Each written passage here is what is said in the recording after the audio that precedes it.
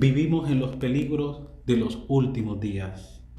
Debemos colocar nuestra ancla en Jesús como Salvador. Te invito a estudiar el libro de Hebreos, una enseñanza poderosa para estos últimos días.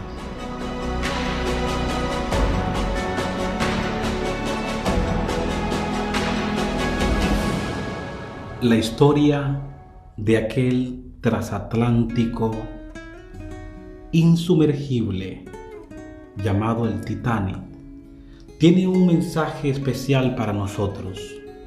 El iceberg con el cual chocó parecía pequeño en su parte exterior, pero bajo la profundidad ocultaba un poderoso témpano de hielo.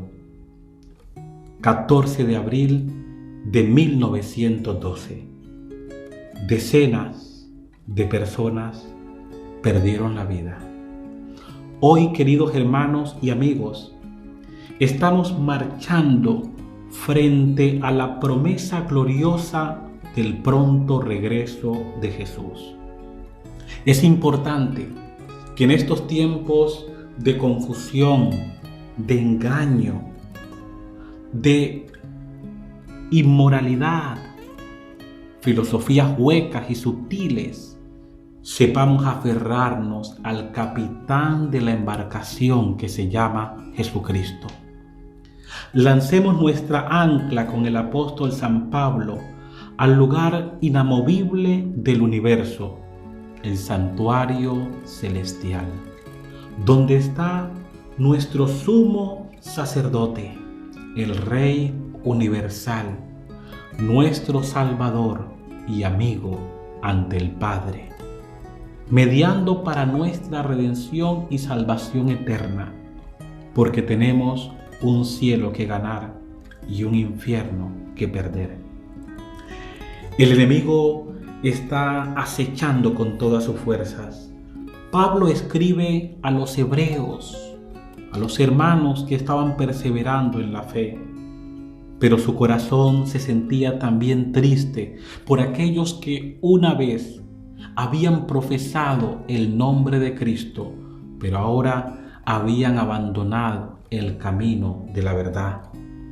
Mirando al pasado, Pablo ve a este grupo de hermanos que una vez fueron iluminados, según Hebreos capítulo 6, versículos 4 y 5. Habían experimentado la conversión, se habían apartado de las tinieblas y habían sido libertados del poder del pecado. Gustaron el don, saborearon el poder transformador de la gracia, el evangelio de Jesucristo. Ya no estaban bajo las fiestas judías, ya no tenían que celebrar el sacrificio de corderos, ya no tenían que llevar palomitas, porque ahora había un sumo sacerdote en el santuario celestial. Él había sido ofrecido también en el Calvario por nuestros pecados. Ellos habían recibido el Espíritu Santo y habían disfrutado del amor de la iglesia. Saborearon la palabra, experimentaron el poder viviente de las Escrituras, disfrutaron, testificaron, pero ahora no estaban con los que una vez iniciaron. Queridos hermanos y amigos, la vida cristiana es una gran maratón y es una milicia. Es una milicia donde tenemos que perseverar hasta el fin.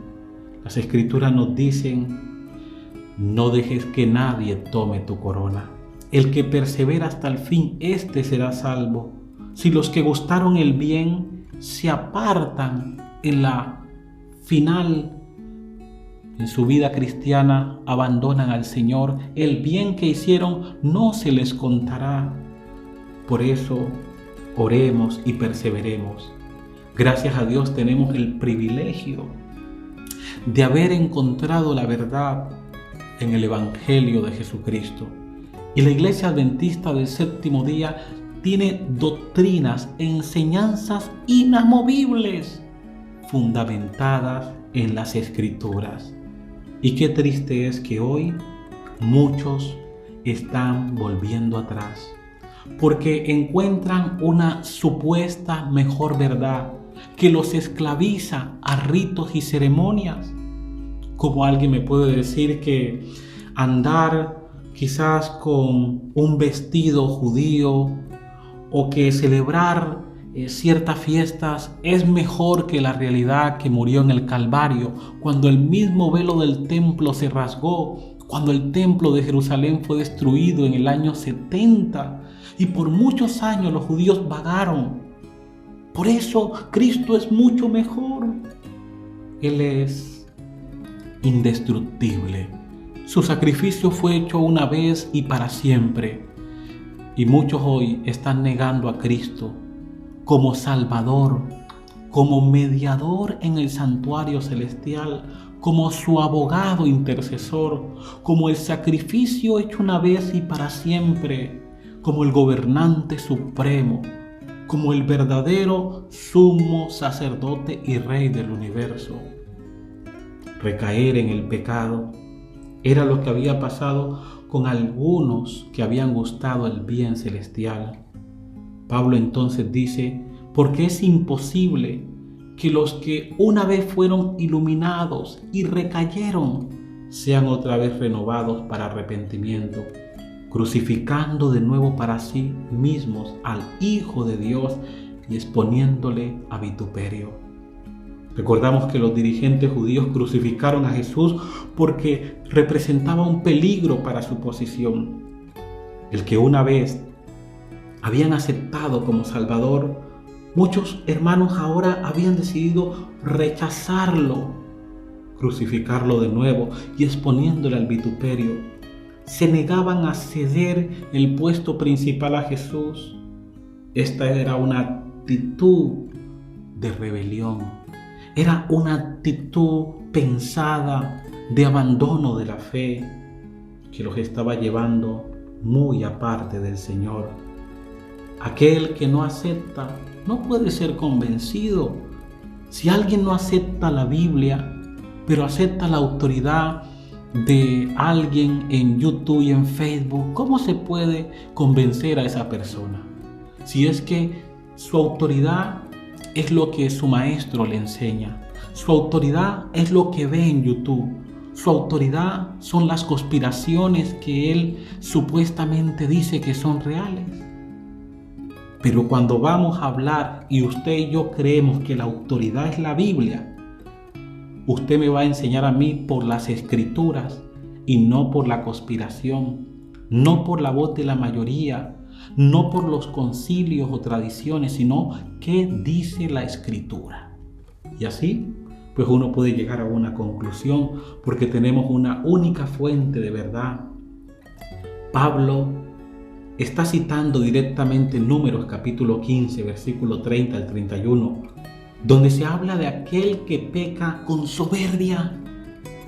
Pecar con soberbia es como cuando un joven empuña la mano y quiere golpear a su padre. Soberbia. Pablo no está hablando de los pecados cometidos por descuido o yerro. Como cuando uno comete un pecado y luego, Señor, hermanos, discúlpenme, yo me equivoqué, es que ya saben, sino que esto era algo intencional. Habían pisoteado al Hijo de Dios.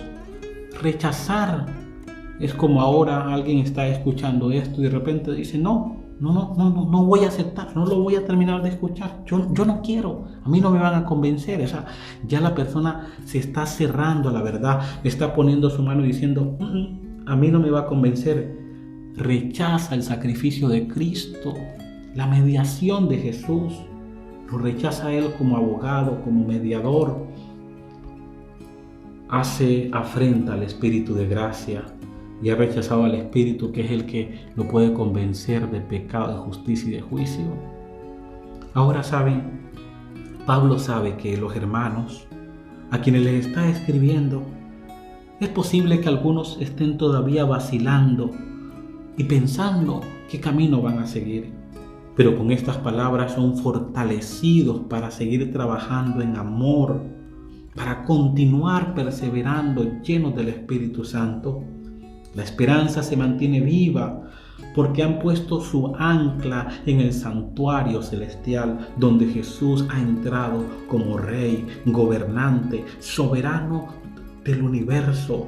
Mi amigo y Salvador está por nosotros. ¡Qué bendita esperanza! ¿Cómo puedo yo aferrarme a un cordero que era un símbolo y no a la realidad que es mucho y más superior? Si Él es divino y humano, es la firme ancla del alma. Les invito a colocar sus ojos en Jesús, en su divina persona, en Jesús como mediador, en Jesús como la seguridad de nuestra aceptación por el Padre. Una persona arroja un ancla en el mar, en las profundidades, para sostener su embarcación. Pero Pablo dice, no, yo no voy a arrojar mi ancla en el materialismo, no voy a arrojar mi ancla en el secularismo, en el relativismo, en las filosofías huecas y sutiles, en las tradiciones de los hombres que quieren hacernos volver al judaísmo. No, la voy a arrojar allá arriba, en el lugar inamovible del universo, en el mismo trono de Dios, en el santuario celestial. Ahí voy a poner mi esperanza y mi firme ancla del alma. Jesús nos amonesta acerca de nuestro peligro y nos advierte contra el astuto enemigo. Repetidamente coloca delante de nosotros el deber de mantenernos siempre vigilante y en oración a fin de no caer en tentación.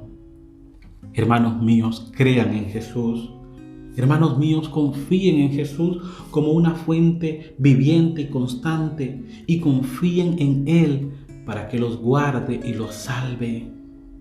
Están asidos de uno que es poderoso para salvarlos y por tanto tiempo como se sometan para ser conducidos por Él, para aprender de Él y confiar en Él, los guardará sin caída. Y si se encarga de protegerlos, es también una defensa segura. Elena de White dice estas palabras en el libro Alza tus ojos. Queridos hermanos, amigos, yo coloco mi esperanza en Jesús y sigo perseverando en el camino que el Señor ha trazado. Cristo es el camino, la verdad y la vida.